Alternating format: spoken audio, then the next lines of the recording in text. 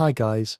Hello weary traveler of the internet. The one who somehow wandered in here looking for a story to fall asleep to, and instead found yourself marching straight into a medieval winter. And as strange as it sounds, I'm genuinely glad you're here tonight, because together we're going to lie down inside a freezing canvas tent, with soldiers who had no idea what central heating was, and yet somehow managed not to die of cold before morning. So, before we step into the snow and listen to the wind claw at the camp, take a slow breath, loosen your shoulders just a little where you are, and if you enjoy these calm, oddly specific journeys into the past, you can quietly tap like and subscribe, but only if it truly helps you relax. And if you want, you can even whisper your country and local time in the comments later, because I always find it strangely comforting to imagine this little army of sleepy listeners scattered all over the world, drifting off while we talk about things like frozen boots, smoky tents, and wool cloaks that smell like wet sheep. Now, close your eyes, or at least soften them, and picture this: a dark field somewhere in Europe centuries ago, the snow underfoot crunching with every step, the air so cold that your breath hangs in front of you like tiny ghosts that refuse to disappear, and ahead of you, scattered across the white landscape, are clusters of low, dark shapes, medieval tents huddled together around a few flickering fires, each one holding men who are trying to do the same thing you are doing right now: just rest, just make it through the night. As you push aside the flap of one tent and duck inside, the heat does not rush out to greet you. Instead, you are met by a thick, tired smell of damp wool, leather hardened by frost, smoke from countless fires, and the faint sourness of sweat that has had no chance to wash away, and you realize almost immediately that in this world, a tent is not a cozy bedroom. It is simply a thin barrier between your body and a very patient, very hungry cold. The first thing you notice when you try to lie down is not the air, not the cold on your face, but the way the earth presses its chill straight through everything beneath you, like a great silent hand reaching up from below to pull the warmth out of your bones. And this is why medieval soldiers understood, often better than we do, that the true enemy at night wasn't only the wind or the snow falling from above, but the ground itself. After a long day of marching in armor or thick padded gambesons, with shields cutting into shoulders and boots soaked from mud and sleet, they did not start by fluffing pillows or straightening blankets, because those things usually did not exist. Instead, as soon as the tents went up, they scrambled for anything they could lay between their bodies and the frozen soil, building a fragile little island of insulation that might be the difference between waking up sore and waking up half frozen. They cut rushes from riverbanks, pulled armfuls of hay from supply carts, dragged in branches of pine and fir, even laid battered wooden shields flat on the ground, and stacked them like planks to raise their bodies a few inches higher. And while none of this looked comfortable, sharp stalks poking through thin fabric, twigs pressing against hips and shoulders, it gave them something priceless: a thin, stubborn layer of trapped air that slowed the earth's cold from drinking them dry. You settle down beside them in your imagination, feeling the rough texture of straw beneath your cloak, each little stalk scratching through your clothes, and you can sense immediately how every small movement matters, because if you roll too far to one side, you slip off your precious patch of bedding, and the raw ground takes you back, forcing you to wriggle awkwardly until you find the exact spot where the straw is thickest, and the cold biting your spine is only sharp instead of unbearable. Above you, the canvas roof of the tent hangs low and heavy, its coarse fibers darkened by old smoke and damp, sagging where snow has gathered on top. The seams were never perfectly sealed, so the wind slips through in thin, icy fingers that lick at your ankles and creep along your sleeves, making the whole shelter feel less like a room and more like a hollow space carved out of the night, just barely resistant to what waits outside. Yet, as your body slowly molds itself to the uneven bed of branches and straw, as you pull your cloak closer and tuck its edges under your legs to stop the drafts, something quiet begins to happen. The first thin layer of warmth forms between you and the ground, a tiny pocket of air that your body heats almost in spite of itself, and you understand, perhaps for the first time, that medieval soldiers did not survive winter nights because their tents were wonderfully designed or their bedding was luxurious, but because they were endlessly inventive with whatever they had. Shields turned into floorboards, hay turned into mattresses, broken branches turned into a barrier between living flesh and frozen earth. Around you, other men are doing the same thing, shifting and rustling, building their little rafts of survival on a sea of cold. One is carefully spreading rushes, he cut earlier in a neat, almost loving layer. Another has claimed a battered shield and lies half on it, half off it, grumbling every time his shoulder slides back onto the bare ground. Another is still outside, stuffing armfuls of straw through the tent flap, because he knows that a thicker bed tonight might be the only protection his aching joints get before another day of marching. The tent, in this gentle darkness you're slowly drifting into, is not cozy and it is not quiet, but it is something deeper and more important for men who have spent their day wrestling with iron and mud. It is a place where they can fall down, still in their clothes, still smelling of sweat and smoke, and arrange a few fragile layers of straw and wood between their bodies and the earth that has no intention of keeping them warm. And as you listen to their breathing slow and feel your own body sink slightly into that prickly bed, you realize that the story of how medieval soldiers slept without freezing begins not with blankets or fires, but with the simple, stubborn act of refusing to lie directly on the frozen ground. As you finally settle against that uneven bed of straw and branches, the second reality of surviving a medieval winter night presses itself softly against your skin, not with the warmth of comfort, but with the scratchy, earthy embrace of wool, because no matter how primitive the tent was or how bitterly the wind clawed at its seams, the cloak wrapped around a soldier's shoulders was the closest thing he had to a personal sanctuary, a rough, heavy shell that stayed with him from dawn until deep into the night, carrying the smells, the fatigue, and the silent endurance of the entire day. The wool is coarse, thicker than anything you wear now, woven loosely in some places and packed densely in others, where months of sweat, smoke, and rain have fused the fibers into something almost leathery, and as you draw it higher under your chin, you feel how stubbornly it traps warmth, not in a luxurious way, but in a way that resists the cold with the quiet resilience of an old friend who refuses to leave your side even when every part of the world outside wants to freeze you to the bone. In the dim half-light seeping through the canvas, you glance around and see how each man has become a shapeless bundle of wool and breath, cloaks in faded browns and greys and streaks of muddy blue wrapped tightly around bodies curled into tense half-crescents, all trying to protect the same vulnerable center of heat deep within their chests. And as they shift and murmur, the sound of wool rasping against wool fills the tent like a soft rhythmic whisper that seems almost older than language itself. One soldier near you tugs the hood of his cloak lower over his face until only the tip of his nose is visible, reddened from cold and raw air, while another folds the edge beneath his ribs to stop a thin draft from creeping against his spine. None of these motions are elegant, none are comfortable, yet every gesture carries a quiet precision, as if each man has memorized the exact way his cloak must cling to him to keep the cold at bay without smothering him beneath its weight.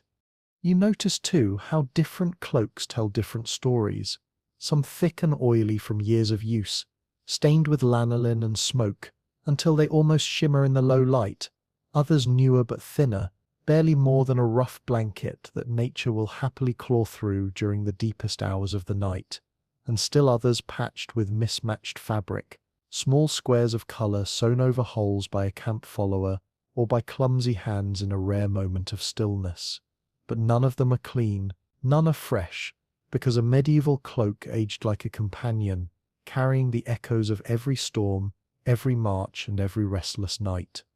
You nestle deeper now, the wool itchy along your jaw yet soothing in the way it quiets the trembling in your shoulders, and you become acutely aware of the faint warmth that begins to bloom in the tiny pocket of air between your body and the cloak, A warmth earned slowly, patiently, nothing immediate or modern or effortless, but something the cloak holds on to with a stubbornness that feels almost human, as if it refuses to let the night claim you too easily.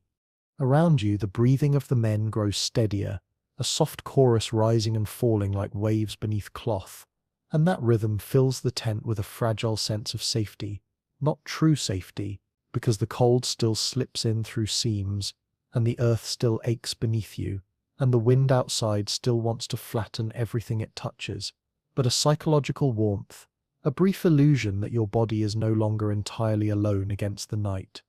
You shift slightly, tucking one knee closer to your chest, letting the cloak fold around it like a cocoon, and you notice how the soldier beside you instinctively adjusts too, pulling his cloak closer, as if the small change in your position has nudged the delicate equilibrium of shared heat. And in that moment you realize something simple but profound: warmth in a medieval tent was not an individual possession, but a collective effort, because every cloak, every shuffled breath, every curled body added one more thread to the thin fabric of survival that the entire group depended upon.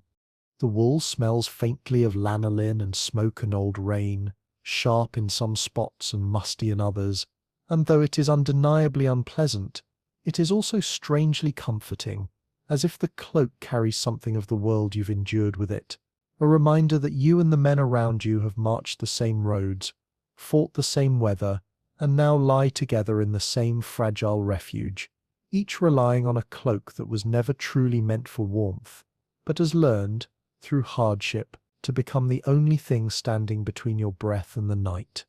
You breathe in slowly, letting the heaviness of the wool settle across your shoulders like a second skin, and you allow yourself to surrender, if only for a moment, to the quiet truth of this medieval night. That warmth comes not from luxury but from persistence, from the stubborn insistence of wool and bodies and breath, from the fragile barrier that soldiers stitched around themselves in a world where cold was constant, merciless, and never truly defeated. As you lie there wrapped in your heavy cloak, feeling the slow pulse of your own breath warming that tiny shelter you've built from wool and stubbornness, you become aware of another presence pressing gently against your side, not in a threatening way but in the quiet, inevitable manner of a man who has no choice but to sleep close. Because in this tent, this sagging triangle of canvas, rope and hope, warmth is not something that exists in isolation but something that must be shared if any of you are to wake alive in the morning. The man beside you shifts slightly, his cloak brushing against yours with a soft rasp like 2 pages of an old book sliding together, and you can feel the faint heat radiating from his body, uneven and flickering like the memory of a fire that refuses to die. And although the initial instinct might be to pull away, to claim some shred of personal space, the cold quickly reminds you that pride has no place here. Survival in a medieval tent is a collective act, a quiet pact made beneath the canvas without a word ever spoken. You inhale slowly, your breath mixing with his in the dim, stale air, and you hear the faint, congested whistle of a man trying to sleep through exhaustion, cold, and the lingering ache of the day's march. And as odd as it sounds, that imperfect breathing becomes a kind of lullaby, one more sign that you are not alone in the darkness, that the tent is more than fabric and rope. It is a body made of bodies, each one lending strength to the other.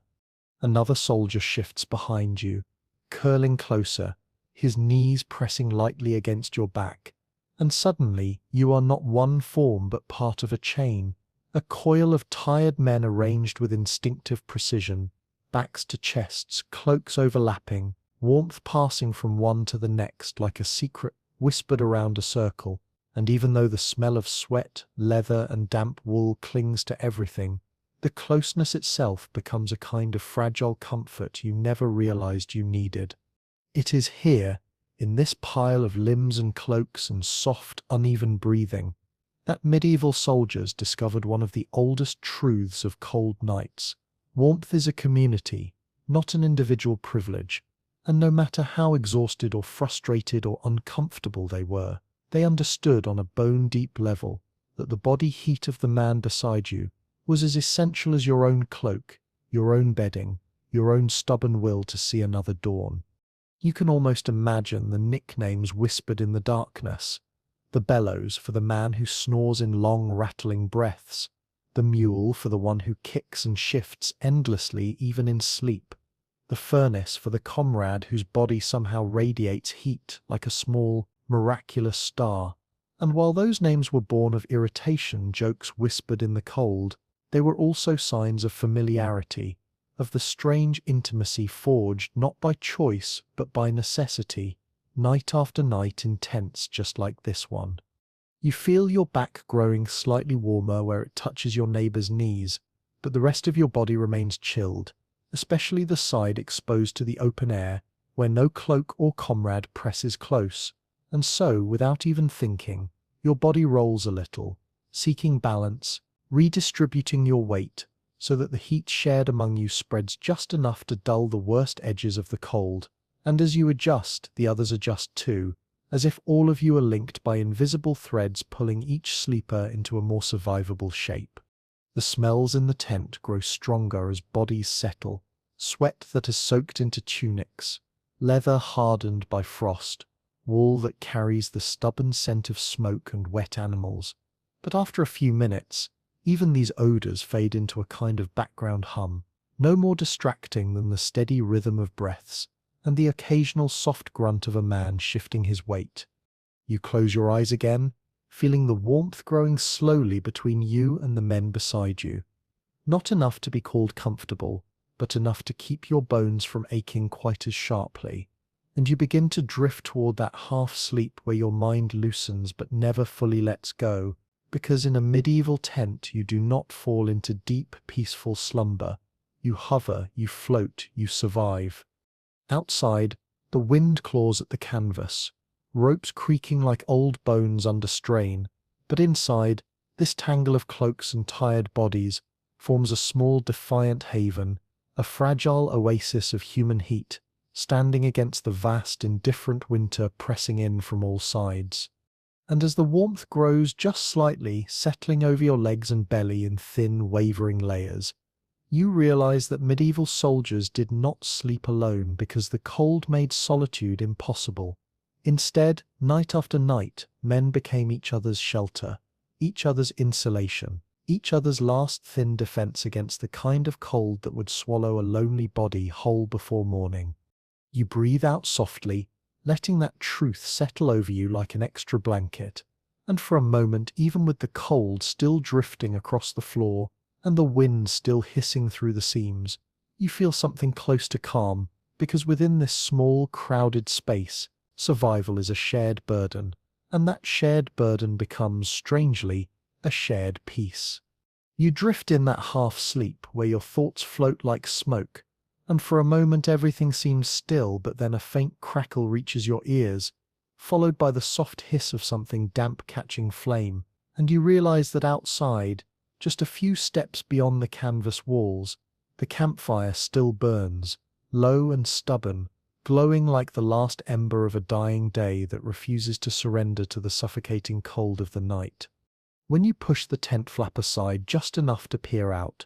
the first thing you notice is the glow, a small trembling circle of orange light carved into the darkness, and its warmth is not strong, not even close, but it flickers with a kind of quiet determination that immediately draws every weary soldier toward it. Because in the medieval world, a fire at night was not merely comfort, it was survival, the beating heart of the entire camp, the one thing keeping the cold from becoming a silent executioner. You walk toward it slowly, boots pressing into the snow with a muffled crunch, and as you lower yourself beside the flames, you feel that familiar contradictory sensation. Your face warms, your cheeks flushing softly from the heat, while your back remains exposed to the night air, the cold biting through your cloak with teeth as sharp as any winter wind, reminding you that fire only protects what it can reach, and everything beyond its glow remains the territory of the frost. The logs in the pit are half burned, blackened at the edges and glowing red within, leaning against one another like tired old men trying to stay upright. And every now and then a spark leaps upward into the dark sky, disappearing almost instantly as if swallowed by the night. Yet the brief flash brings comfort, a tiny flare of resilience in a world where warmth is endlessly fragile. Around the fire, men sit hunched over, cloaks wrapped tightly around their shoulders, their hands extended with slow, stiff movements toward the glowing embers, fingers trembling from cold that has sunk deep into their joints, and you can see their breath drifting upward in pale clouds that merge with smoke, turning the air around the fire into a swirling, ghost-like haze. One man stirs the embers with a stick, shifting the glowing pieces until they flare a little brighter, and the moment the flame lifts, even for a second, every face seems to lean toward it with instinctive gratitude. The quiet unity of that gesture tells you more about medieval survival than any chronicle could, because here in this tiny circle of light, warmth is not just heat, it is hope, shared silently among men who know how precious it is. You rub your hands slowly, feeling the sting as numbed skin begins to thaw. And although the fire warms only one side of your body at a time, the relief is immediate and sharp, like stepping briefly out of a nightmare, and you lean closer until the heat almost burns, because the alternative is letting the cold reclaim you inch by inch.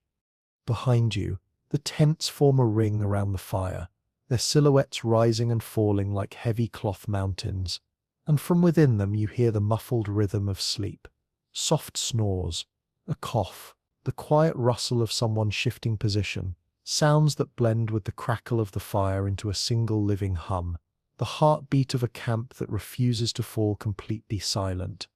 A soldier beside you mutters under his breath as the fire dims again, and without a word he throws on another piece of wood, half damp, hissing angrily as the flame licks at it. But after a few moments it catches, glowing faintly at first and then more confidently, and you feel the warmth expanding just a little farther into the night, enough to send a ripple of relief through the circle. You sit there for a moment longer, letting the warmth seep into your palms and cheeks until the numbness retreats a little, and you realize how fragile this balance is. Too little fire, and the cold will creep back into every corner of the camp. Too much fire and sparks might drift into the tents, igniting the canvas and turning the night into chaos. Fire is both salvation and danger, a companion you must respect, feed, and watch constantly. But for now, as you rise slowly and step back toward your tent, you carry with you a faint trace of its warmth, a ghost of heat clinging to your cloak, already fading yet comforting nonetheless. And when you slip inside once more, curling back into your makeshift bed of straw and wool, you feel that little warmth settling beside you like a whispered promise that morning will eventually come, even on a night as cold and endless as this.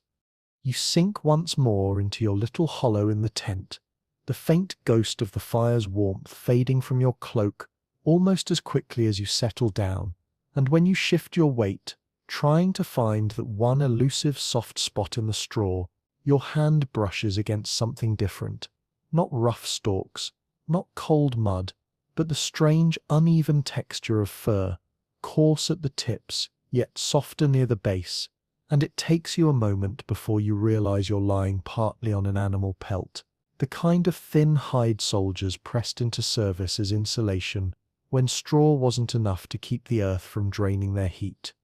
The fur carries a smell that clings stubbornly to the air, a mix of musk, smoke, and something faintly sour that reminds you of wild animals, and though it isn't pleasant, it is also undeniably comforting in a strange, primitive way, as if your body understands that this scrap of hide once held warmth of its own, warmth that still lingers faintly in the fibers, even after days of hard marching and bitter nights.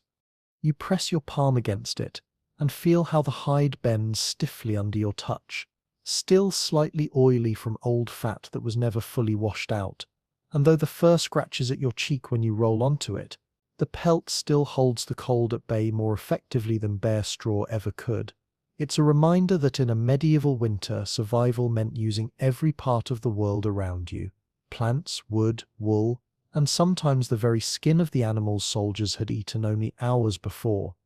Around you, in the dim flicker of firelight seeping through the seams of the tent, You can make out the shadows of other pelts scattered across the floor, a patch of coarse sheep wool here, a strip of goat hide there, and near the entrance, a soldier curled tightly around a thicker fur that might have been taken from a deer, its edges stiff and the color dulled by mud and smoke. Each pelt tells its own story of necessity, of improvisation, of cold dirt roads and hurried skinning done by numb fingers in the dark. Some soldiers, especially those with coin or noble patrons, slept on finer furs, wolf pelts with thick winter coats, fox hides soft and warm beneath the chin. But for common men, anything that had once been alive was good enough, and if you listen closely, you can almost hear the jokes they shared earlier in the night. Crude mutterings about sleeping on the same creature they'd eaten at supper, or claiming the hide still carried the animal's last breath of warmth, given as a final gift. You curl closer to your own thin pelt, feeling the fur prickle at your wrists as you pull it partly over your arm, and you are surprised to find how even a small piece of hide changes the entire night, how it dulls the cold rising from the ground, how it softens the stiffness in your spine, how it creates a small buffer between your body and the relentless frozen earth. And as you adjust your cloak around it, you realize that this scrap of fur, unattractive and worn as it is, may be the only reason you won't wake trembling uncontrollably before dawn. The men around you shift and mutter, some pulling their hides closer, others sighing softly as they sink deeper into the relative warmth the pelts provide, and for a moment the tent feels almost alive, like a den lined with the remains of the world outside, a fragile cave carved out of winter, made habitable only through the stubborn ingenuity of the soldiers who gathered whatever they could to hold the cold at bay. You rest your cheek on the pelt again, ignoring the faint scratchiness, and you feel its warmth radiating unevenly beneath you, not enough to make you comfortable, but enough to stop the worst of the freezing chill, and your eyelids grow heavier as that warmth seeps slowly into your bones, blending with the body heat of the men beside you, and the faint memory of the fire still lingering in your cloak. The air in the tent thickens slightly with breath and smoke, and though it smells of damp wool, stale sweat, and the earthy musk of hides, the combined scents become strangely soothing, the kind of sensory cocoon that tells your body it is safe enough, just safe enough to drift towards sleep. Outside, the wind claws once more at the canvas, rattling the stakes with renewed fury. But inside, the fur beneath your cheek, the wool around your shoulders, and the quiet warmth of bodies beside you form a fragile fortress, a small island of survival in a night that not long ago seemed determined to swallow you whole. And as you sink deeper into that mix of rough fur, scratchy wool, and uneven warmth, you understand something simple and ancient. Sometimes survival depends not on comfort or strength or even fire, but on the lingering warmth of what once lived, carried into the cold by those who refuse to let the night win. You shift slightly on your bed of straw and pelts, trying to settle your legs into a position that doesn't press too sharply against the cold ground, and that's when you feel it. The stiff, unyielding weight around your feet, the tightness at your ankles, the damp pressure against your toes that never fully goes away, reminding you with every heartbeat that you are still wearing your boots, not by choice but by absolute necessity, because in a medieval winter taking them off, even for a few hours, could mean waking to discover that the leather had frozen into a rigid shell or worse, that your own feet had surrendered to the cold. You wiggle your toes inside the cramped space, and the motion sends a dull ache up your arches, a throbbing reminder that you've marched all day on uneven icy ground, and now the leather is stiff, the woolen wraps inside are damp, and the warmth inside your boots is nothing more than the residual heat your body has been fighting to hold on to since dusk. The smell is sharp, sour, unmistakable, the scent of leather soaked in sweat, of wool that has been worn without washing for days, of mud baked by fire and frozen again by wind, and although your first instinct is to pull away from it, to bury your nose deeper in your cloak, anyone who has ever slept in a medieval tent knows there is no escaping that smell. The boots stay on, the the cold stays out, and every man in this tent knows that comfort is a luxury far more expensive than practicality. A soldier beside you groans softly as he tries to adjust his own boots, the leather creaking like old branches under strain, and for a moment you see him lift one foot toward the faint light slipping through the canvas, squinting at the cracked sole, at the laces crusted with frozen mud, at the little tuft of straw poking out from inside where he stuffed it earlier for warmth. And then, with a sigh that carries the weight of exhaustion, he lowers the foot again and presses it closer to the fading heat of the nearest body. Because this was the strange truth of medieval knights. Boots were not footwear. They were armor against the cold barriers that stood between a man and the frost that could take his toes before dawn. And soldiers, especially the poorest, learned that removing them was an unnecessary risk, a temptation that came with a price no one wanted to pay. You shift your own legs, drawing your knees closer to your chest to preserve whatever little warmth your cloak and the surrounding bodies can provide. And as you do, your boots scrape against the straw with a sound that is both familiar and uncomfortable, and you're reminded of the odd methods soldiers used to protect their feet, stuffing the insides with moss, straw, scraps of wool, even bits of cloth torn from tunics, smearing animal fat along the inside to create a greasy barrier, wrapping woolen strips around ankles until the boot bulged strangely, a crude but effective insulation. These boots you're still wearing feel heavy tonight, heavier than they did during the march, as if the cold has seeped into the leather and added weight to every seam. And yet they also feel strangely reassuring, like the last layer of defense still standing between your body and the hunger of winter.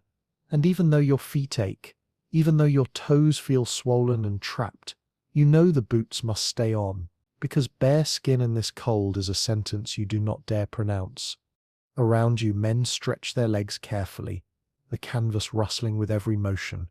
and you can hear the creak of stiff leather echoing softly in the dark, a chorus of worn-out boots struggling to maintain their shape through another night of sleepless survival. And as strange as it sounds, that chorus becomes part of the night's rhythm, blending with the soft murmurs of sleeping soldiers and the faint whistle of wind through the seams.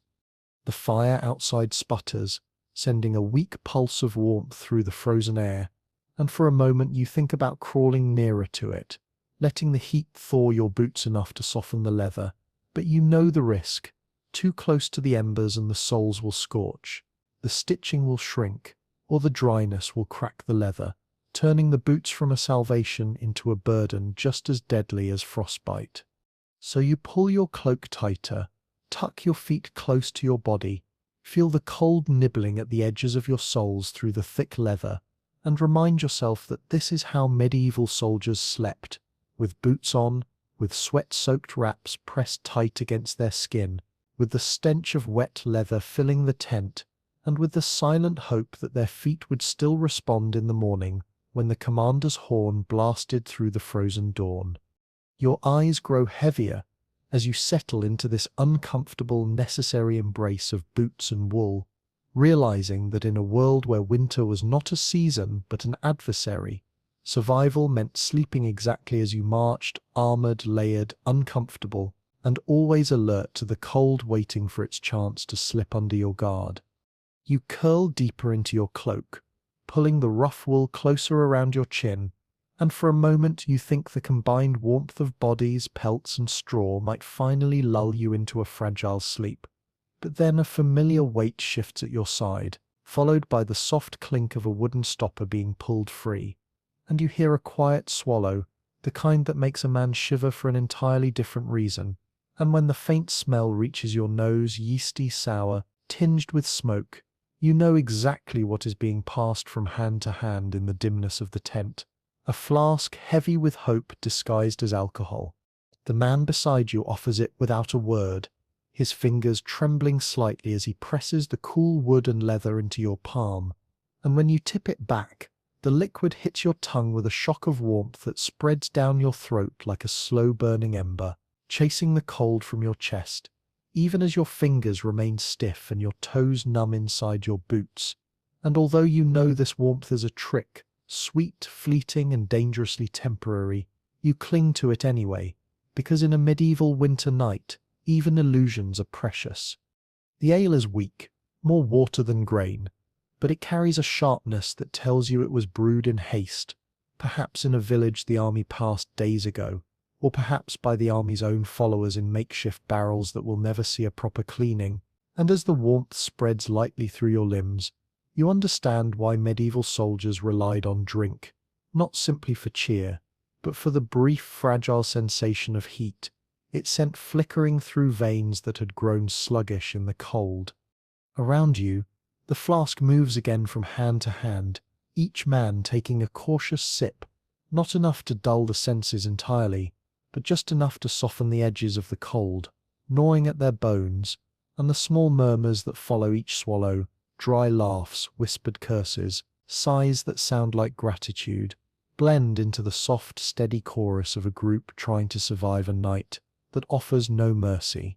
Some soldiers believed the drink kept frostbite at bay, a belief as stubborn and unshakable as the wool on their backs. And you can almost picture a group of men earlier in the evening rubbing spirits on their hands, their faces, even their feet, convinced the sting of alcohol would shield them from the cold's bite. And while you know it does nothing to save the skin, the ritual alone feels like comfort, like taking control of something in a world where the cold constantly strips you of choices. The air inside the tent changes after a few swallows, growing warmer not in temperature but in tone, as though the ale has added a faint glow to the dimness, smoothing out the sharpness in voices, softening the tension in shoulders, helping men forget for just a moment that they are huddled under a piece of canvas with the wind howling its icy threats just inches away. You lean back against your straw-filled corner, the warmth in your chest fading slowly but pleasantly, leaving behind a thin residue of calm that spreads through your limbs like a whisper, telling your body that sleep might actually be possible, even in these unforgiving conditions. But there is danger too, a truth every soldier knows but rarely speaks aloud.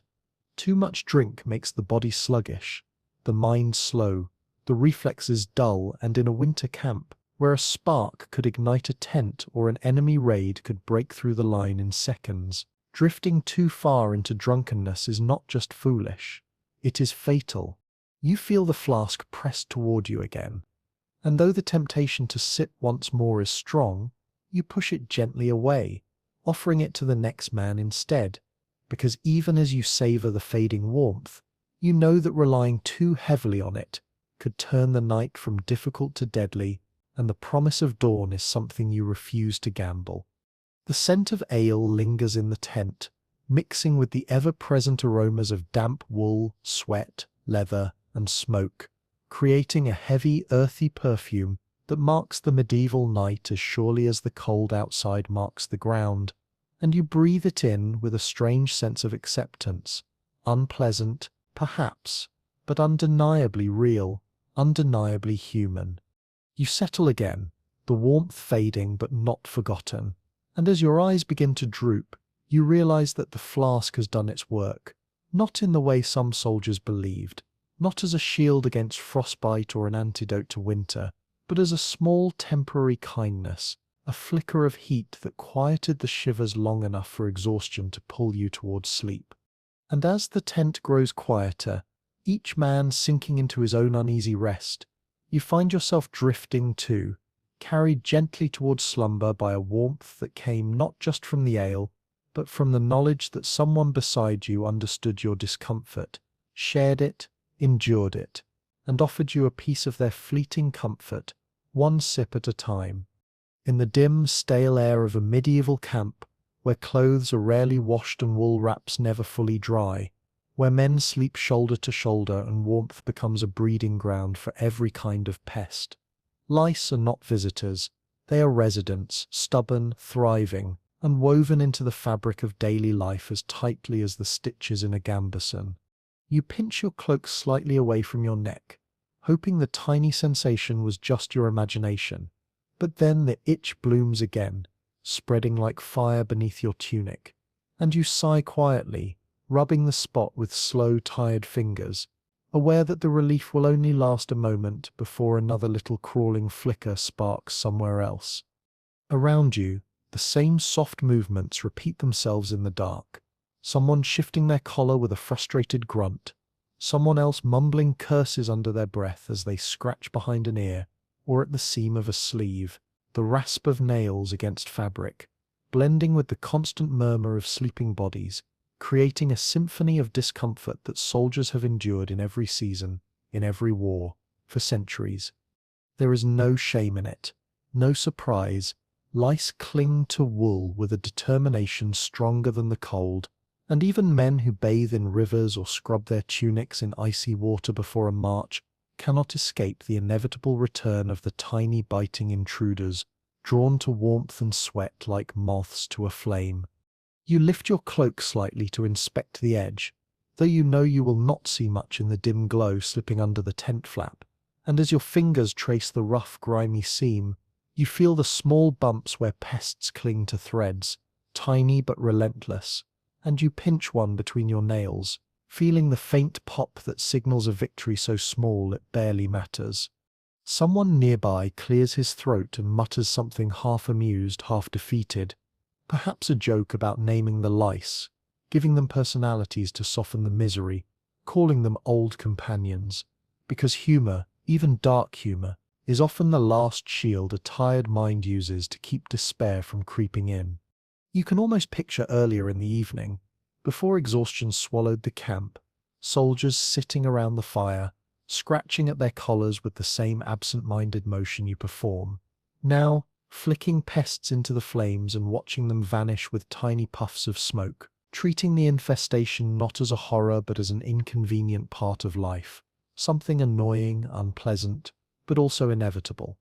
Now, in the quiet of the tent, the faint rustling of men scratching themselves becomes a kind of background hum, the soundtrack of a world where warmth and discomfort live side by side, where the same heat that saves you from freezing also invites tiny invaders that crawl beneath your clothes and steal sleep from the edges of the night.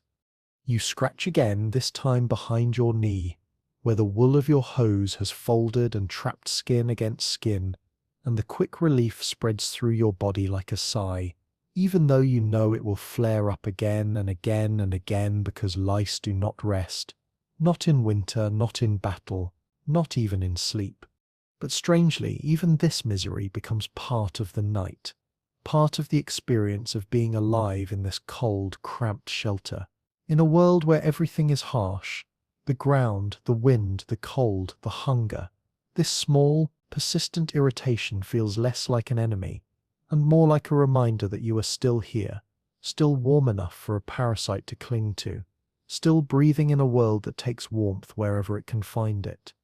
You let your hand fall back onto your chest, pulling the cloak tighter around you, and though the itch lingers at the edge of your awareness, your exhaustion is deeper than your discomfort, and slowly you begin to drift again toward the soft current of sleep, knowing that the lice will scratch at your dreams, but they cannot steal them entirely. Because in a medieval tent, even the things that torment you become part of the rhythm of survival, part of the night's breath, part of the fragile life that endures beneath a canvas roof rattling in the cold wind outside. Sleep finally begins to pull you under again, slow and heavy as wet wool, when another sound threads its way through the darkness, a soft clank of metal, followed by the low crunch of boots pressing into frozen earth just outside your tent, and although the noise barely rises above a whisper, your body knows it instantly, recognizing it as part of the ancient rhythm that shapes every military camp from one end of history to the other, the watch rotation, the quiet ritual of men taking turns to keep the darkness from swallowing the rest. You lift your head just enough to listen, your cheek still pressed against the rough pelt beneath you, and you hear a faint voice murmur something at the entrance, a tired greeting, or perhaps a whispered curse at the cold, and then the slow, dragging footsteps of another soldier slipping back inside, his watch finished, his body stiff and aching, ready to collapse into whatever patch of warmth he can find.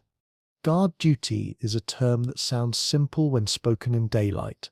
but here in the deep of the night, where the only light is the trembling glow of embers, and the only warmth comes from bodies packed like spoons beneath a sagging roof. You realize it is less a task and more a burden carried with equal parts dread and resignation. Because stepping outside means letting the cold climb down your cloak like a living creature, letting winter grab at your breath, letting your bones turn stiff and brittle as old iron. You imagine the man now taking his place outside, his cloak wrapped tightly around his shoulders, one hand gripping a spear or a dull-bladed sword, the other pressed against his ribs for warmth, his breath drifting upward in pale clouds that vanish into the dark. And as he paces slowly around the camp's perimeter, he must keep moving, always moving, because stillness is a trap in cold like this, a silent invitation to frostbite. Every few steps, you hear the soft tap of spear butt against frozen ground, a dull rhythm meant to keep both intruders and sleep at bay, and you picture the small wooden clappers some soldiers carried, the crude devices they would snap together when their eyelids grew heavy, the sound echoing like the chirp of a nocturnal creature wandering the camp. The wind tugs at the ropes again, making the canvas billow inward, and for a moment you feel the cold fingers of night trailing along your boots, even from inside, a reminder that the guard outside faces the full force of it, with nothing but determination and a sense of duty to keep him awake. Inside the tent, several men begin to stir again, not fully awake but not fully asleep either, the kind of fragmented rest that defines life on campaign, and you realize that medieval nights were never silent or whole. They were broken into pieces, shaped by watches, cold draughts, coughing fits, and the thin veil of fear that always lingered just beyond the edge of the fire's light. You listen as the guard outside paces past your tent again, steps steady but slow, and you wonder what he sees in the darkness. Shadows moving where nothing should move, branches shaking from distant wind, perhaps the glint of animal eyes reflecting embers, or maybe nothing at all, only the vast, indifferent night, stretching out in every direction, pressing down on him like a weight. Within your own shelter, the men who finished their watch collapse into their spots with the heavy exhale of bodies allowed to surrender, boots still on, cloaks still wrapped, faces pressed directly into fur or wool, their exhaustion so complete they fall asleep instantly, even as their limbs shiver from the cold that followed them inside. You shift your own position, pulling the cloak higher around your ears, and you let your eyes half close as the soft sound of the guard's footsteps, crunch, tap, crunch, moves farther away, blending with the low rustling of straw and the choked snore of the man pressed up against your shoulder. There is something strangely comforting in that rhythm, a quiet assurance that the camp is still awake even as you drift, that someone else watches the darkness while you curl deeper into your makeshift bed, and that the fragile warmth of your shared shelter is being guarded, however imperfectly, by a man who would rather be asleep, but chooses instead to face the cold so that the rest of you can rest. Your breathing slows, syncing with the faint pulse of the fire outside and the distant cadence of the watchman's steps. And as you hover once more between wakefulness and sleep, you understand that medieval soldiers did not survive winter nights because they were strong or fearless. They survived because the night itself was divided and shared, broken into turns, into breaths, into footsteps, into moments where someone stayed awake so others could drift, trusting that the cold and the darkness would be held back just long enough for dawn to come again. The guard's footsteps fade slowly into the night, and as the tent settles once more into its uneven breathing, one man snoring, another coughing softly, another shifting in his sleep, you begin to notice something else, something subtle, woven into the dimness like a loose thread in a tapestry. Voices, faint and scattered at first, drifting through the stale air with the softness of embers collapsing in a fire pit. It begins with a low hum, almost accidental, the kind of sound a man makes not to sing but to soothe himself, a tune half remembered from a village far behind him, perhaps something his mother sang while washing clothes or turning grain, and the melody rises only enough to tremble in the cold air before sinking again beneath the weight of breath. Then another voice begins, deeper and slower, reciting a line from a psalm, the Latin syllables roughened by sore throats and nights spent inhaling smoke from damp wood, but still carrying that familiar cadence that soldiers across ages clung to, not for piety alone, but because repetition, rhythm, and the anchoring weight of old words offered comfort when cold and fear pressed too close. You shift your cheek on the pelt beneath you,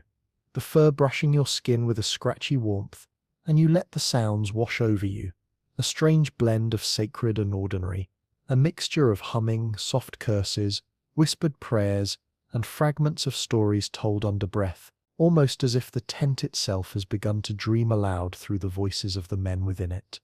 Near your feet, someone mumbles something incoherent, perhaps a lover's name, or perhaps nothing more than the half-formed syllables of a man sinking into deeper sleep. And a few heartbeats later, another soldier chuckles quietly in response, the sound warm and familiar in the cold air, as if even exhaustion cannot fully erase the humor that keeps these men human amidst hardship. It's surprising, perhaps, how gently men speak in a place like this. Voices rarely rise above a murmur, as though the night might shatter if touched too loudly, and this softness creates an atmosphere almost like a lullaby, odd, mismatched, sometimes coarse in content, but soothing in tone.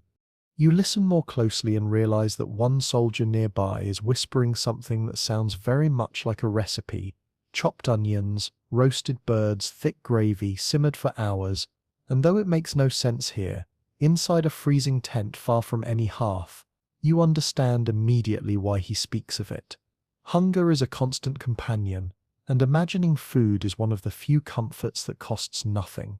Another soldier, curled tightly on his side with his hands tucked beneath his chin, whispers lines of a love song, the words barely recognizable, but the melody soft and trembling, and his voice quivers not from fear but from the quiet vulnerability that only night brings out, the memory of a face, a voice, a promise made before marching away. Some of these voices are almost asleep,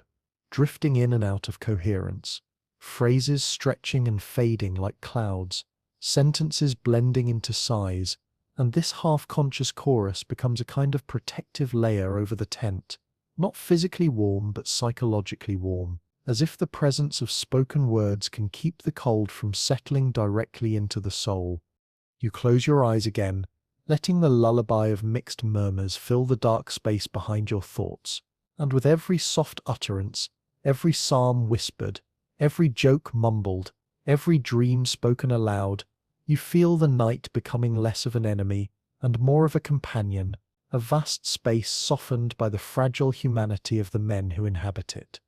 The canvas walls tremble with wind, the floor shifts under bodies rearranging themselves in search of elusive comfort, and still the voices continue, ebbing and flowing like the tide, until at last they fade into one another, forming a single low hum that vibrates faintly through the cold air. And as you drift once more towards sleep, your breath sinking with the breath of dozens around you, you understand why medieval soldiers talked, sang, prayed, joked, and muttered their way through nights like this. Not because the words changed anything outside the canvas, but because they changed everything inside it, turning fear into camaraderie, cold into closeness, and the endless dark into something almost bearable. In this fragile, flickering world of whispers, the night feels less sharp, less empty, and as your eyes finally close again, the murmurs around you become the last gentle thread pulling you softly into whatever rest the cold will allow. You slip gradually into sleep once more, not the deep, peaceful kind that belongs to warm beds and quiet houses, but the fragile, fragmented rest of someone who lies half-curled beneath a damp cloak, surrounded by cold breath and restless bodies, and just when you think your mind has finally sunk into stillness, something shifts first in your thoughts and then in your body, as if the night itself reaches down and shakes you gently awake. Your eyes open to darkness, but not to fear.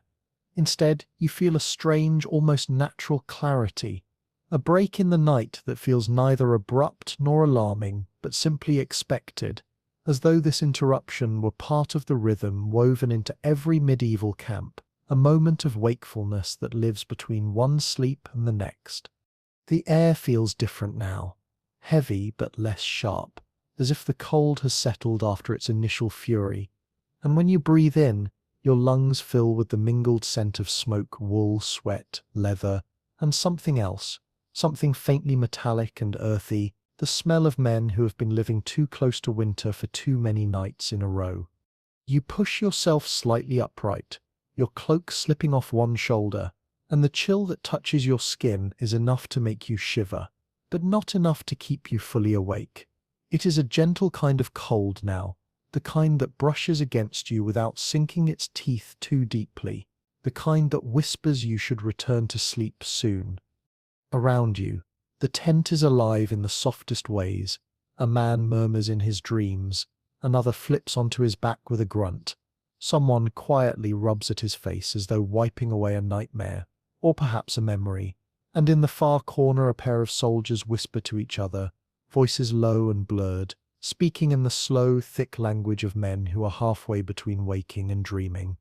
This moment, this strange, peaceful interval, is what scholars now call segmented sleep, though the soldiers here simply call it waking, a natural pause that divides the night into two halves, allowing men to stretch, shift, breathe, and gather themselves before sinking again into the second sleep that will carry them toward dawn.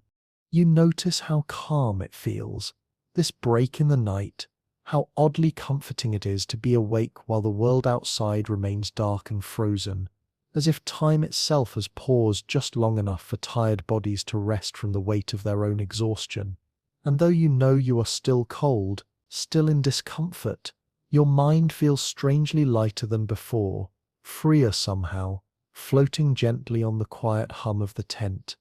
One soldier whispers a prayer, the words drifting like smoke across the dimness. Another mumbles something about food again, stew, roasted fowl, warm bread, and you almost smile, realizing how universal hunger is, how even in the coldest moments a man's mind returns to the warmth of imagined meals. Someone shifts near the entrance, lifting the flap a finger's width to check the glow of the dying fire, and the faintest orange light spills inside, painting thin streaks across the canvas walls, and revealing the silhouettes of sleeping bodies curled like hills beneath the heavy folds of their cloaks. Outside, the fire has sunk low, embers glowing faintly like a cluster of distant stars, and the wind has softened into a slow, steady breath, rustling the ropes with a sound so gentle it could almost be mistaken for the sigh of someone sleeping beside you. You tuck your cloak back around your shoulders, pulling the hood over your ears, and your body sinks once again toward the pelt and straw beneath you, the cold ground pressing its memory into your bones, but no longer biting with the same unforgiving edge. The men around you, already settled back into their places, begin to drift again, their breathing slowing, their murmurs fading, their movements becoming fewer and softer, until the tent returns to that delicate stillness that hovers just before sleep takes hold.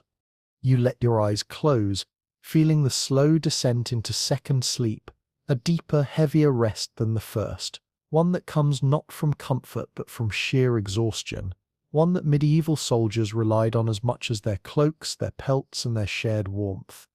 And as the sounds around you fade into a low, warm hum, the soft chorus of breath, the faint rustling of straw, the gentle tapping of wind outside the canvas, you drift not into peace exactly, but into surrender, into a quiet space between endurance and dreaming, trusting that this second sleep will carry you through the coldest hours of the night until the first traces of dawn finally push through the tent seams. As you sink deeper into the heavy stillness of second sleep, that thick, hazy rest that settles over the body only after exhaustion has wrapped itself around every muscle, your eyes drift open for a brief moment, not fully awake but not fully dreaming either, and through the dim, patchy darkness of the tent, you begin to notice something subtle, a quiet difference in the way shadows cling to certain shapes on the ground, and as the faint ember light slipping beneath the edge of the canvas grows just bright enough for your vision to adjust, you suddenly realize with a soft, resigned clarity that not all cloaks in this crowded shelter are the same, that not every man lying here tonight is battling the cold with the same weapons. Right in front of you, only an arm's reach away, you see a retainer or perhaps a minor noble wrapped in a cloak so thick, so layered, and so carefully trimmed with fur that it seems to glow faintly in the low light, its dense folds gathered around his chest in a soft, protective shell that traps heat effortlessly, while you lie curled beneath your own coarse, smoke-stiffened wool, a garment that feels more like a memory of warmth than warmth itself. For a moment, a brief sting of envy flickers through you, not a bitter or angry envy, but a gentle, tired acknowledgement that the hierarchy of the day does not disappear when the sun goes down, that the same differences which separate men on the battlefield or in the march continue quietly into the night, settling themselves into the fabric of sleep just as firmly as they settle into the fabric of cloaks and blankets. When you glance around the tent, the divide becomes even clearer. Some soldiers sleep wrapped in cloaks so thin you can see the outline of their elbows pressing through the worn wool. Others huddle together beneath a single blanket shared between 2 or 3 bodies, tugging at its edges in small, unconscious gestures, as though fighting to gather the last crumbs of warmth into their own corner. And across the floor you see bedraggled coverings stiff with dried mud, and nights of cold breath, each one fighting a losing battle against the winter air drifting through the seams. The smell itself tells the same story, because the retainer's fur cloak carries a faint scent of herbs rubbed into it, something clean, something intentional, while your own covering gives off the honest odor of smoke-soaked wool, sweat that has dried and rewarmed a dozen times, and the dampness of a garment that has endured far more nights than it was ever meant to survive. And yet you cannot quite resent it, because your cloak, worn and rough as it is, has carried you this far with a stubborn loyalty no luxury could ever replace. You rest your cheek against its scratchy surface and feel the tiny prickle of the fibers as they press into your skin,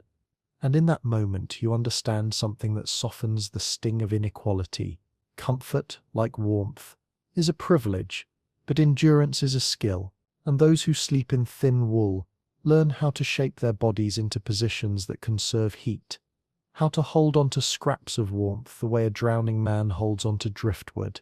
how to survive, not because the night is kind, but because they have learned to outlast its cruelty. The breathing around you deepens again into that rolling rhythm of bodies, half lost in sleep, a soft chorus rising and falling beneath the trembling roof of the tent. And as you pull your cloak closer to your jaw and feel the cold pressing at your knees, but not quite reaching your bones, you realize that the difference between fur and wool is real, but the difference between surviving and not surviving is something far more complicated, woven out of stubbornness, instinct, and quiet human resilience. You close your eyes once more, the dim ember glow fading from behind your eyelids, and while the soldier across from you sleeps in a warmth you can only imagine, you slip into a deeper, colder sleep that feels strangely honest, a sleep earned not through privilege but through endurance, the kind of sleep that teaches you over and over again that surviving in the cold is not a matter of comfort, but a matter of refusing to freeze. And as the tent exhales around you in slow waves of breath and rustling wool, you drift gently back into darkness with a small, steady truth settling itself in your chest. You may not sleep warmly tonight, but you will sleep bravely, and in a world like this that is worth more than fur.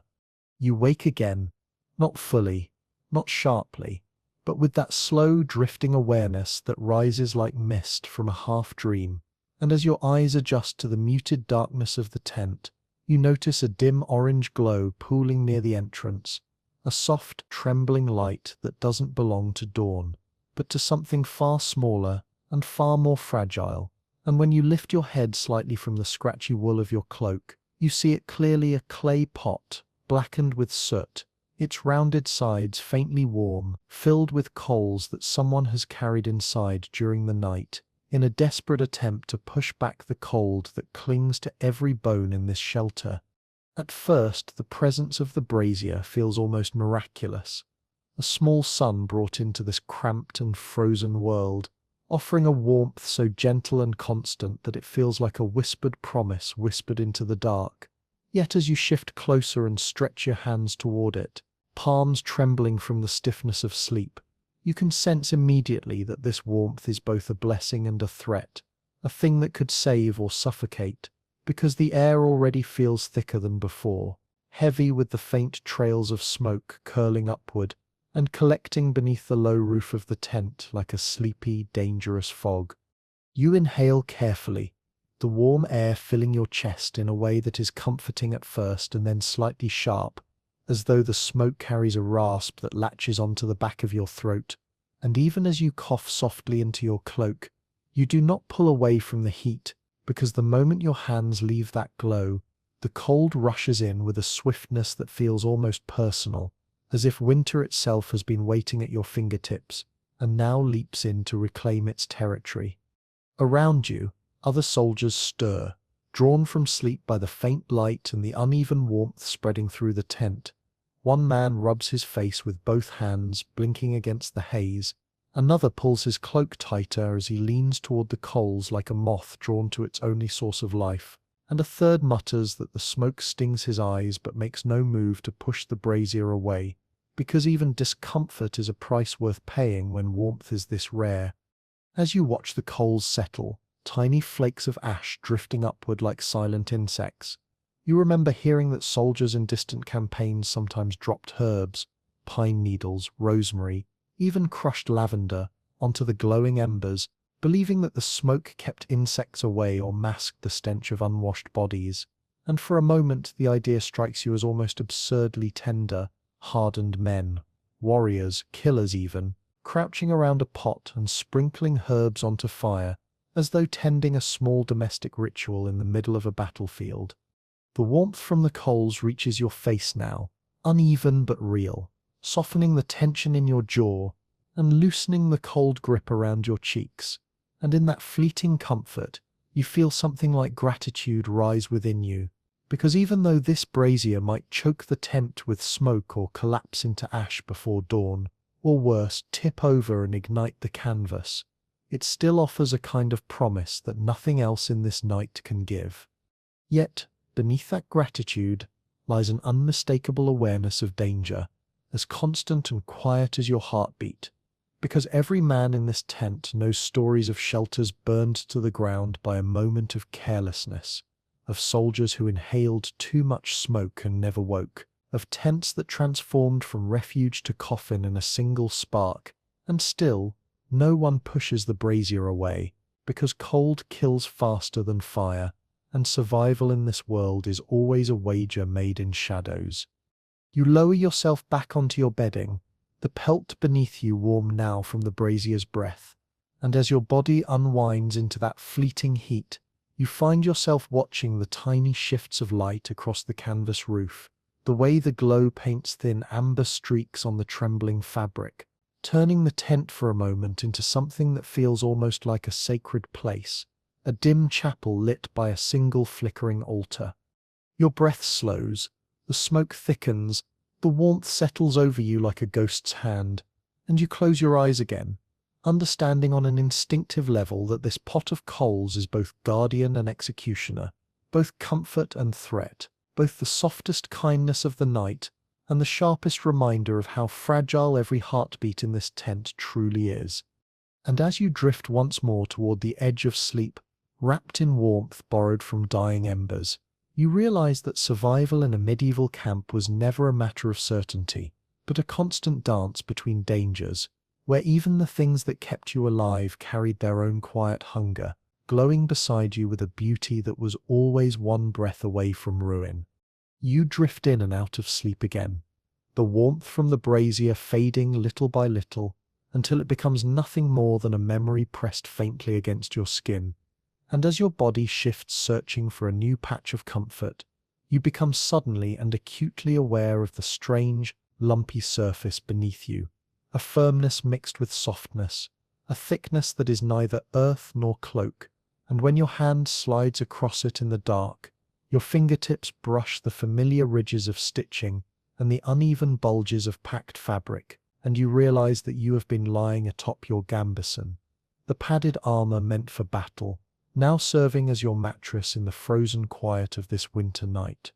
The thought comes slowly at first, drifting through your mind like a leaf caught in a weak breeze, that this heavy, sweat-soaked, mud-streaked garment, this thing designed to stop blades, not cold, has become one of the most precious comforts you own, because its layers of linen and wool, stitched and restitched until they hold the shape of your body, provide a barrier between your spine and the frozen ground, far more effective than bare clothing or thin straw ever could hope to be. And in that realization you feel a strange sense of intimacy with the object itself, as if the gambeson has taken on a life of its own, a quiet companion that endures the same hardships you do, and offers back whatever warmth it can without complaint. You shift slowly onto your back, feeling the padded quilting cradle your shoulder blades, and despite the stiffness of the fabric and the pungent scent of dried sweat trapped deep within its seams,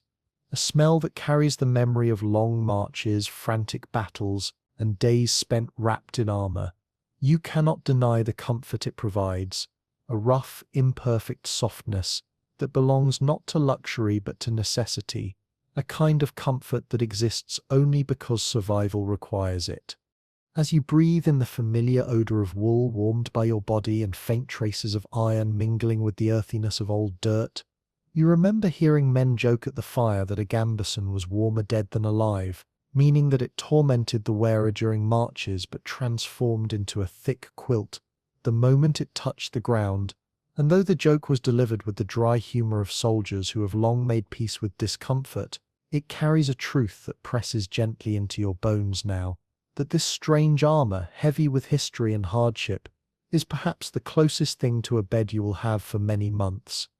Around you, in the dim glow leaking from the dying embers, you can see where other soldiers have done the same. Gambesons spread like patchwork mats across the uneven floor, some so worn that stuffing pokes through the seams like tufts of white hair, others freshly repaired with messy stitches done in haste. And across these makeshift mattresses, men lie curled or sprawled in positions shaped more by exhaustion than choice, their helmets used as pillows, their breastplates stacked like crude furniture, their cloaks draped over them in uneven layers of warmth and hope. You can almost hear the faint rustle of fabric as bodies shift, the light scrape of metal, where someone has placed their gauntlets under their knees to keep them from freezing solid, and the muffled sound of the tent itself adjusting to the weight of so many sleepers, the canvas stretching, the ropes groaning softly, all of it coming together to form a strange symphony of survival, in which every object, armor, cloak, straw, hide, even things meant for war, becomes a tool for enduring the night. The gambeson beneath you creaks slightly as you adjust your hips, and though the padding is uneven and certain spots feel lumpy enough to jab into your ribs, you find yourself grateful for it. Grateful for its thickness, its warmth, its quiet companionship, because in this frozen world where the wind slips under every seam of the tent and the earth steals heat like a thief, even a rough piece of armor stuffing can become a treasure, a small island of comfort in a sea of cold. You close your eyes again, letting your body settle into the familiar weight of the quilted fabric, and as sleep drifts toward you for the 100th time tonight, thin, fragile but real, you understand that in a medieval camp, nothing is wasted, nothing is unused, nothing is taken for granted, and everything that touches your skin becomes part of your battle against the long winter night, even the armor meant to protect you from blades, now cradling your body as gently as any mattress could. And with that quiet thought, you let yourself fall once more into the uneasy embrace of sleep, cushioned by a garment that has known as much hardship as you have, its threads holding stories of survival that now mingle with your own beneath the trembling canvas roof. You wake again not because of the cold this time, nor because the tent shifts or someone mutters in his sleep, but because your nose wrinkles before you are even fully conscious, as if some instinct deep within you is trying to warn your mind that the air it is about to breathe is thick, with the unmistakable scent of a medieval camp at the end of a long, freezing night. A scent so layered and heavy that it feels almost alive, pressing against your face like a damp cloth soaked in memory.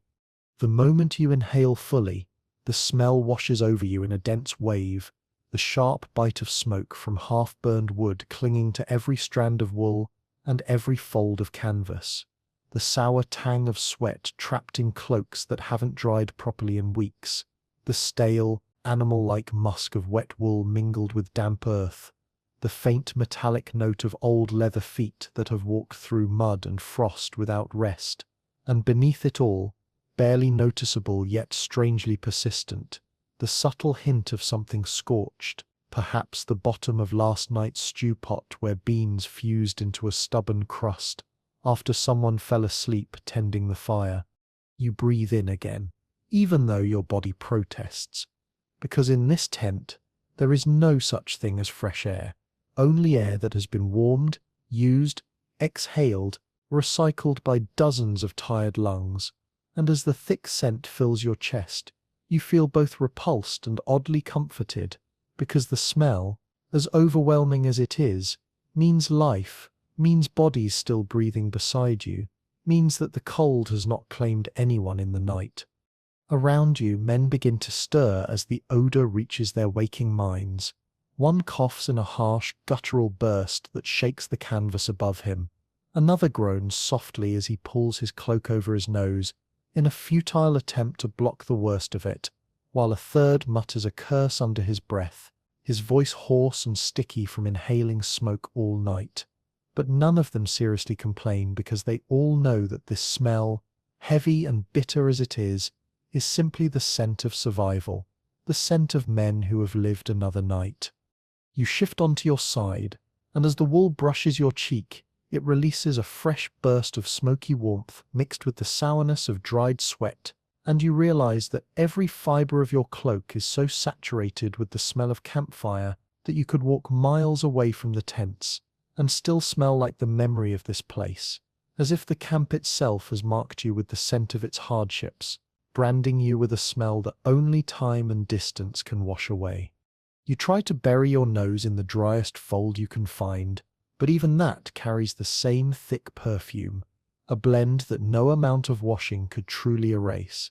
And for a moment you let the scent settle around you like an unwanted but familiar companion, because in a world without soap, without clean clothes, without the luxury of fresh linens or warm baths, smell becomes a kind of second skin that soldiers learn to wear with the same resignation they carry their swords and cloaks.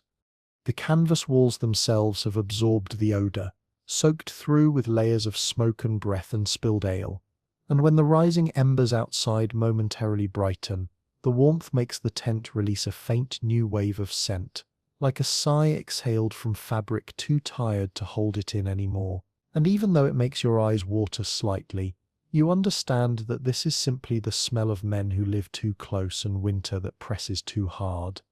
And yet, despite the heaviness of it, despite the sourness, despite the way it coats your tongue, the smell is strangely reassuring, because silence and clean air inside a medieval tent would mean something was wrong, would mean bodies were missing, would mean someone had slipped into the night without breathing that scent anymore, and so you breathe it in again, deep and steady, letting the odor fill your lungs like a reminder that you too are still here. You close your eyes, letting the strange warmth of that realization settle over you, and as the air thickens further with the first stirrings of wakefulness from the men beside you, you allow yourself to drift once more towards sleep, understanding that in a medieval camp even the smell, harsh, choking, clinging, is part of what binds you to this place, part of what keeps you alive, part of what shapes the long cold night into something you can endure for one more hour. You are barely settling back into the uneasy warmth of your cloak when a soft, rhythmic tapping begins to echo across the canvas above your head. A delicate sound at first, like fingertips brushing gently against fabric, but as the moments stretch on, the tapping grows heavier, colder, sharper, until you feel the unmistakable chill of moisture seeping through the seams of the tent, and before you can fully open your eyes, a droplet lands squarely on your cheek, icy, sudden, shocking enough to jolt you from the edge of sleep into a state of shivering awareness. The tent, which only minutes ago felt like a fragile cocoon against the world, now becomes a funnel for the storm outside, its sagging roof gathering the weight of rain or melting snow and letting it drip, one relentless bead at a time, onto the bodies of exhausted men who can do nothing but curl tighter under their cloaks, because no amount of shifting or rearranging can truly escape the water that finds every weakness in the canvas, every tiny needle hole left by years of stitching and wear. You roll slightly to one side, tugging your cloak over your head, as another drop splashes onto your collarbone, its coldness sliding down your skin like a thin finger of winter reaching inside your clothes, and beneath you the ground softens into a damp, malicious mush, the once frozen earth melting just enough to cling to your gambeson and soak into the pelt beneath you, turning your bed into a slow, creeping swamp that rises in temperature only to spread deeper into the fabric beneath your spine. Around you, the reactions ripple quietly through the darkness. A frustrated groan escapes from one man whose forehead seems to be the chosen target of the leak above him. Another soldier swears under his breath as he drags his blanket over an already soaked patch of earth, pretending that the thin wool can somehow stop the drip that continues to pierce through it.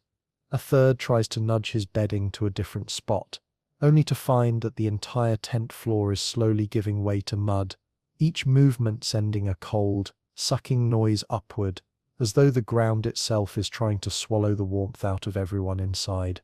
The smell changes with the moisture. The sourness of wet wool rises instantly, mingling with the sharper odor of damp leather, the earthy smell of disturbed mud, and the faint, metallic tang of water dripping from the iron spearheads and buckles scattered across the tent floor, creating an air so thick and damp that every inhale feels like drawing the storm itself into your lungs.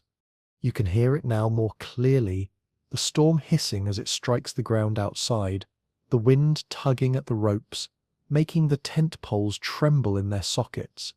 the canvas snapping weakly as the weight of the weather forces it inward, and beneath all of this, the steady rhythm of dripping water, drip, drip, a sound that becomes so persistent it begins to blur into the edges of your half-conscious thoughts, a kind of cold lullaby that refuses to let you forget the storm for even a moment. Someone mutters, half laughing despite the misery, that the tent is leaking more than a drunk soldier's bladder. Another man jokes that he'll grow fins by morning, and though the humor is strained and brittle, it spreads through the tent like a thin thread of shared defiance, a reminder that even soaked and shivering, men will find a way to make the night feel survivable.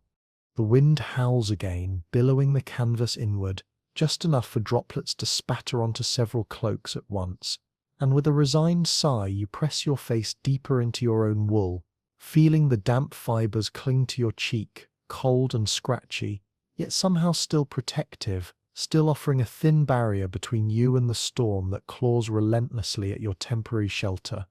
You curl your knees closer to your chest, forming a narrow cocoon out of your body, hoping the warmth you trap there will hold long enough for the worst of the storm to pass. And as another drop lands on your shoulder, you understand with a kind of weary clarity that medieval soldiers didn't just endure cold or hunger, they endured wetness, the kind that seeped into the deepest folds of clothing, the kind that turned nights into long, shivering battles against a dampness that stole heat faster than any wind could.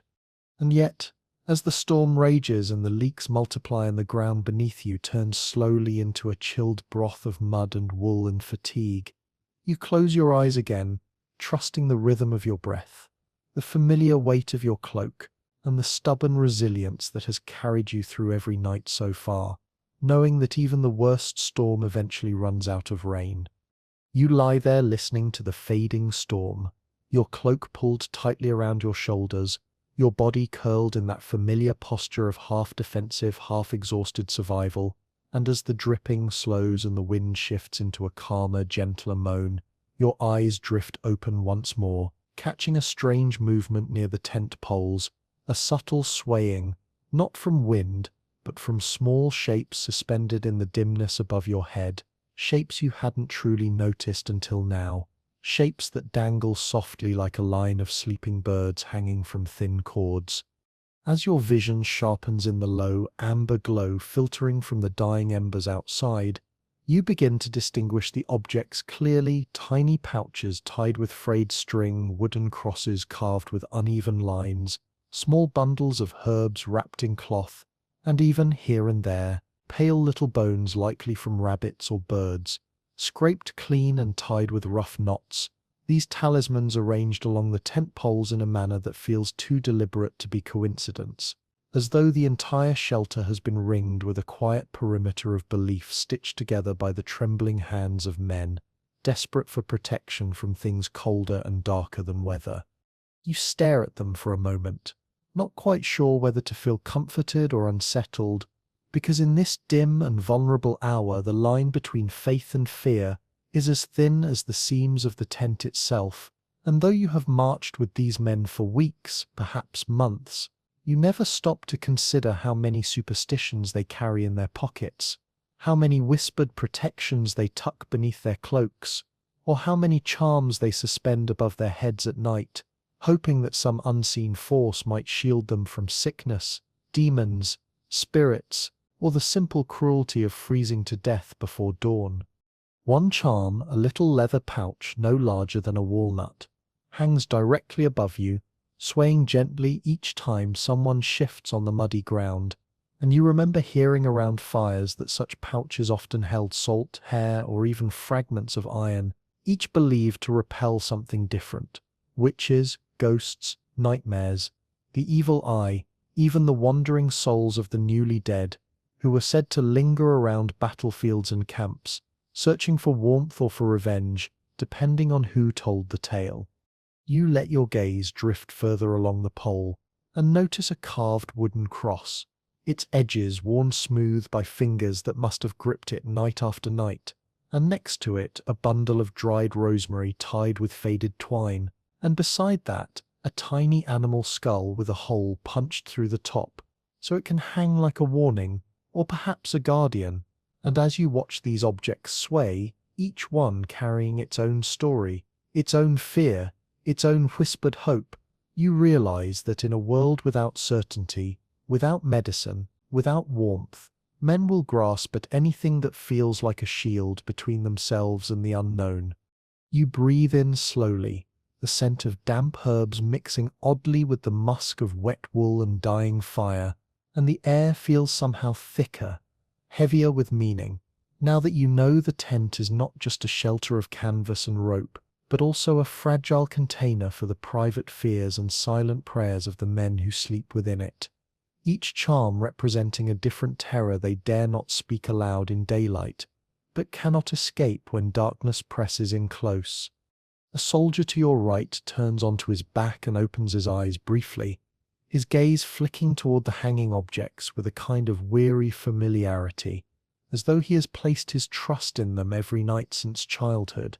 And then he closes his eyes again, exhaling slowly, his breath rising into the dimness like a ghost that joins the others, and you wonder how many charms he tied himself, how many small rituals he performed before lying down to face the cold.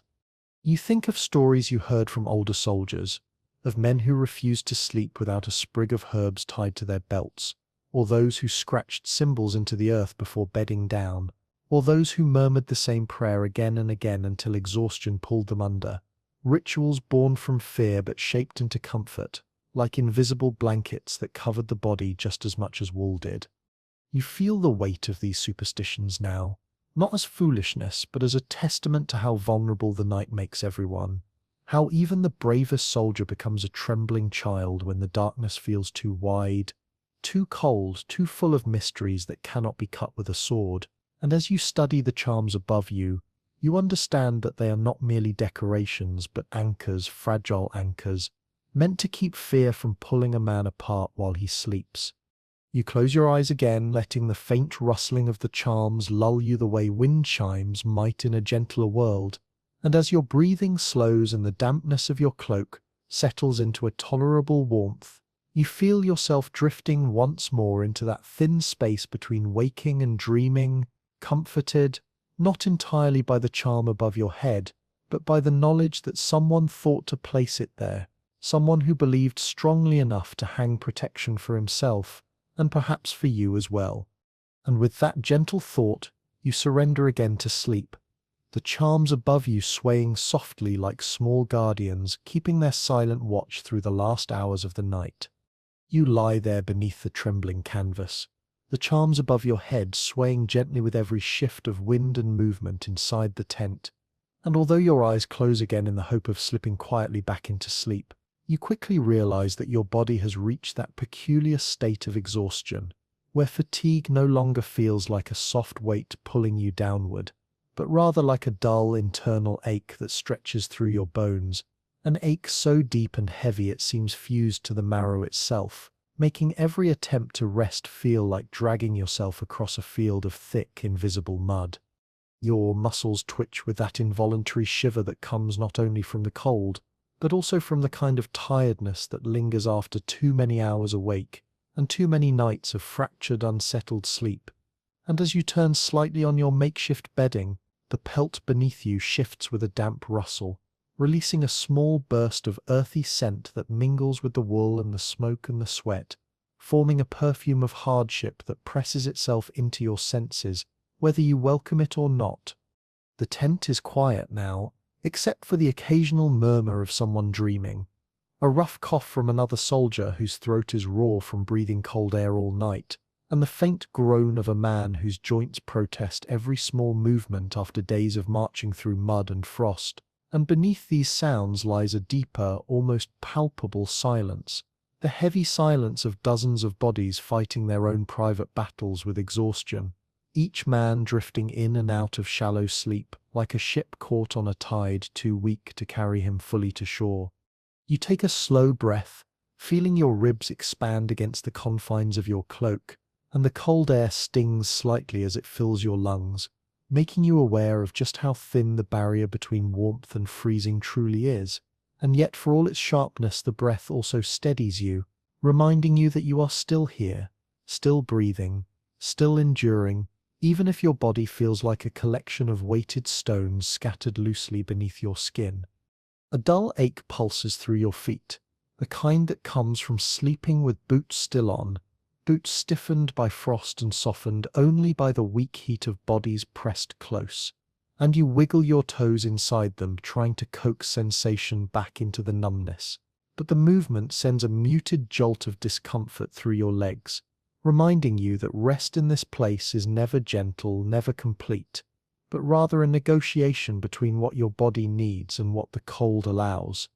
The man beside you shifts closer in his sleep, his shoulder brushing against yours, and although the contact is brief and accidental, it carries a small pocket of warmth that spreads across your arm like a soft, fleeting blessing, reminding you that in this dark and bitter world, even the warmth of another body, uninvited, unnoticed, unintentional, can feel like a kindness worth holding on to. You open your eyes again just long enough to watch the canvas ripple faintly in the breeze, and for a moment the movement creates the illusion that the entire tent is breathing with you, rising and falling in a slow, tired rhythm that mirrors the collective exhaustion of everyone inside. And this illusion, fragile as it is, offers a strange comfort, as though you are not simply sharing space with these men, but sharing a single exhausted heartbeat with them. You let your eyelids fall once more, heavy as iron yet refusing to stay closed for long, and as your thoughts begin to drift, you recognize that sleep tonight is no longer a simple descent into darkness, but a battle fought inch by inch, breath by breath, against discomforts that tug at your edges, the cold seeping through seams, the dampness creeping up from the ground, the scent that clings to your lungs, the twitch of tired muscles, and above all, the unrelenting awareness that dawn is still many hours away. And yet, even with all these obstacles, your body continues to search for rest, stubbornly, instinctively, as though some deep part of you believes that a few more minutes of sleep, however shallow, however brief, might be enough to keep you going when morning finally arrives, and the march begins anew. You sigh softly, the sound swallowed instantly by the heavy air of the tent, and you feel your mind slide sideways into that strange, blurred state, where thoughts untangle into fragments, where memories drift without shape, and where exhaustion becomes less of an enemy and more of an anchor, pulling you inch by inch into whatever fragile rest you can steal from the night. And as the last coherent thought slips from your grasp, you accept that in a medieval winter camp, sleep is not something a soldier receives. It is something he wrestles out of the cold, moment by moment, breath by breath, until finally, mercifully, it settles over him like a thin, reluctant cloak. You are not sure how long you drift in that grey space between waking and sleep, but eventually your eyes open again, not with the sharpness of fear or discomfort, but with the slow, hazy awareness of someone who has slipped into a rhythm older than clocks, a rhythm that medieval people knew well, the natural rhythm of segmented sleep, where the night itself seems to draw a deep breath in the middle hours and lift you gently to the surface of consciousness without fully breaking the spell of rest. The air in the tent feels a little different now, slightly warmer perhaps from the collected breath of so many men, slightly more stagnant from the smoke that has settled lower, slightly more alive with tiny movements. The shuffle of someone adjusting their cloak, the faint crunch of straw beneath a shifting elbow, the soft groan of a man whose dreams have tangled into the stiffness of reality. And as you blink slowly into the dimness, you realize that you are not the only one awake in this strange hour. Across the tent, a silhouette sits upright for a moment, rubbing his face with both hands before lowering his head, as though murmuring a prayer or simply collecting the loose threads of his thoughts. And a moment later another soldier slips silently toward the flap, stepping carefully between bodies to relieve himself outside, the brief rush of cold air he lets in brushing against your cheek, like a passing ghost before the canvas falls closed again. You hear quiet whispers, one man recounting parts of a dream to his companion, mixing nonsense with memory, in a voice still heavy with sleep, another laughing softly at some joke too slurred to understand, another whispering a familiar prayer with the same steady cadence he uses every night, as though speaking the words keeps the shadows from pressing too close, and these fragments drift through the tent like little eddies of sound, gentle and oddly comforting, reminders that even in the darkest, coldest hours, life continues to pulse beneath the canvas. Your body feels slightly lighter now, not because the cold has eased, but because your exhaustion has shifted from sharp and painful to a softer, more manageable heaviness, the kind that allows your limbs to float for a moment in the warmth of your cloak before sinking slowly back into the pelt beneath you. And as you shift to find a more comfortable hollow in the straw, you notice how the tent seems to move subtly with every breath, every whisper, every stir of blankets, as though it is one giant organism sleeping fitfully through the night. Somewhere nearby, a man begins humming a tune, quiet, wandering, almost tuneless, the sort of melody one remembers not from a tavern or a festival but from childhood, from a mother or grandmother who used songs to chase the dark from small bedrooms, and the sound spreads through the tent like a soft glow, warming nothing physically but easing something in the mind, something deep and tired that feels soothed merely by another human voice drifting gently through the cold. You close your eyes again, letting the sounds wash over you, the hum, the whispers, the faint thud of someone shifting their boots, the quiet brushing of wool against wool, the distant crackle of the fire struggling outside, the slow exhale of men returning to sleep, and beneath it, all the persistent tap of a last drop of water falling from the tent roof, a reminder that the storm is not completely gone, only resting. As you breathe in, you catch the scent of damp herbs from the charms above you, mixing with the earthy smell rising from the softened ground, and although none of it is pleasant in the way warm blankets and clean sheets might be, there is something strangely grounding about the combination, something that ties you firmly to this moment, to this place, to the men sleeping beside you, as though the night has woven all of you together into a single weary tapestry. Your eyelids grow heavier, your breath slows, and you feel yourself sinking once more into that deep pool of second sleep, the kind that comes unexpectedly without struggle, like a soft cloak settling over your shoulders, and as your thoughts blur into quiet shapes and distant warmth, you understand that this strange middle-of-the-night waking, this pause, this lull, this breath of the camp, is not an interruption at all, but a natural part of surviving the long winter night, a rhythm as old as humanity itself. And just before sleep claims you again, you realize with a gentle sense of peace that even though the cold is still there, and the tent still leaks, and the straw is still damp, you are no longer alone in the waking. The entire tent has stirred, breathed, murmured, and returned to rest beside you. And in that collective drift back into second sleep, there is a warmth no cloak could ever give. You drift once more into that quiet, heavy darkness of second sleep. But it doesn't take long before the subtle discomfort in your legs and the cold pressing in from the ground coax your eyes open again. And as your vision adjusts to the faint orange seep of dying embers outside, you become acutely aware of something you've sensed before, but never fully acknowledged until now, the way warmth, privilege, and comfort arrange themselves inside this tent, the same way they arrange themselves across a battlefield or a court, not as abstract ideas but as textures, scents, and shapes that curl around certain men and abandon others with the indifference of winter itself. Across from you, a faint patch of deeper darkness moves, and after a moment you distinguish the shape of the knight's retainer turning in his sleep, his thick fur cloak shifting with him in a cascade of soft shadows that swallow the weak light, and you can almost imagine the warmth beneath it, a trapped oasis of heat that never quite escapes, a private fire built from animal pelts and privilege, a luxury that transforms the brutal night into something merely uncomfortable rather than cruel. You look down at your own cloak, rough and stiffened from smoke and damp, the edges frayed from too many marches and too few chances to mend it, and as you pull it tighter around yourself you feel the difference, not as resentment but as a simple truth, a truth that lies as heavily across the camp as snow does. Rank does not disappear when the fire goes out, and the comfort of sleep does not fall evenly like rain, but instead pulls around those born closer to power, leaving everyone else to survive on whatever scraps of warmth they can gather. Even the sounds in the tent reflect this difference.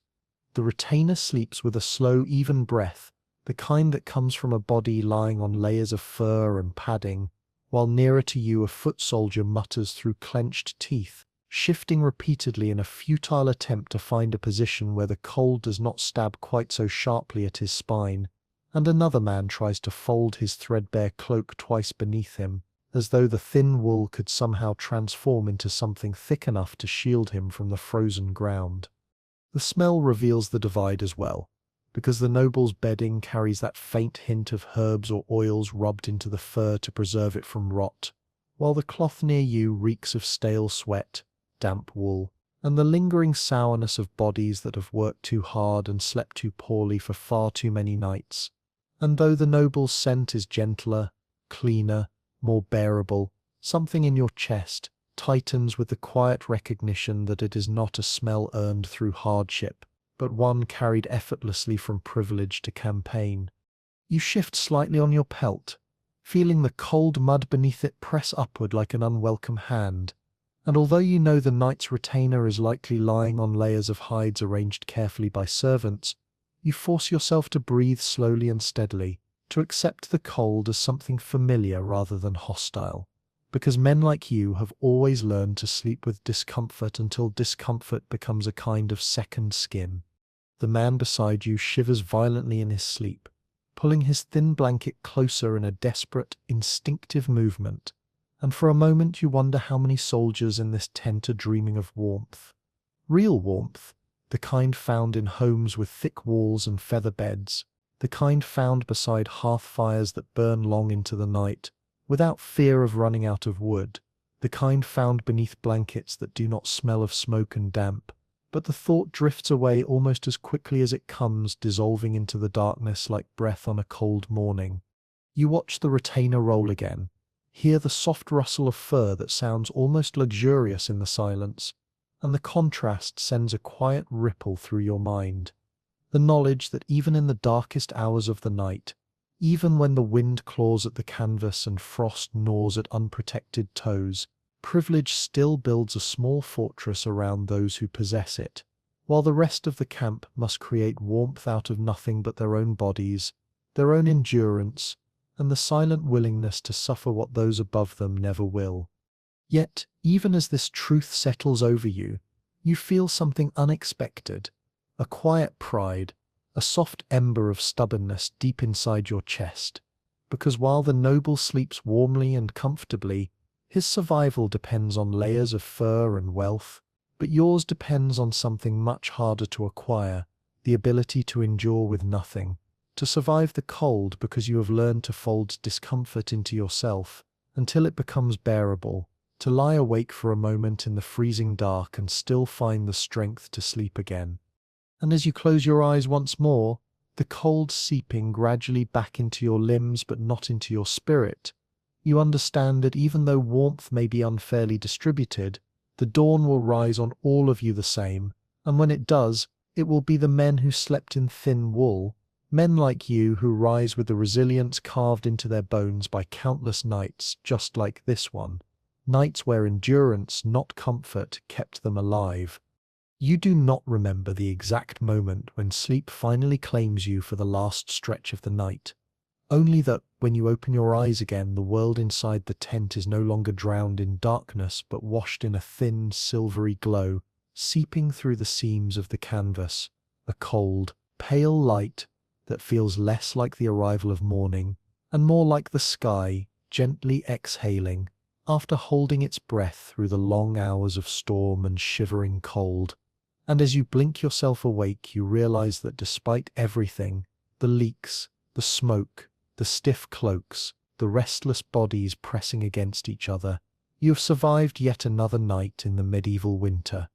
The air inside the tent is icy and unmoving, the kind of chill that settles quietly into your bones and reminds you that dawn does not erase the cold, but merely shifts it into another form. And as you push yourself slowly upright, your joints creaking with a dull ache that belongs more to exhaustion than age, you hear the low murmurs of other men waking around you, each rising from his bedding with the same sluggish, reluctant motion, as though the entire camp is a single creature forcing itself forward after too little rest.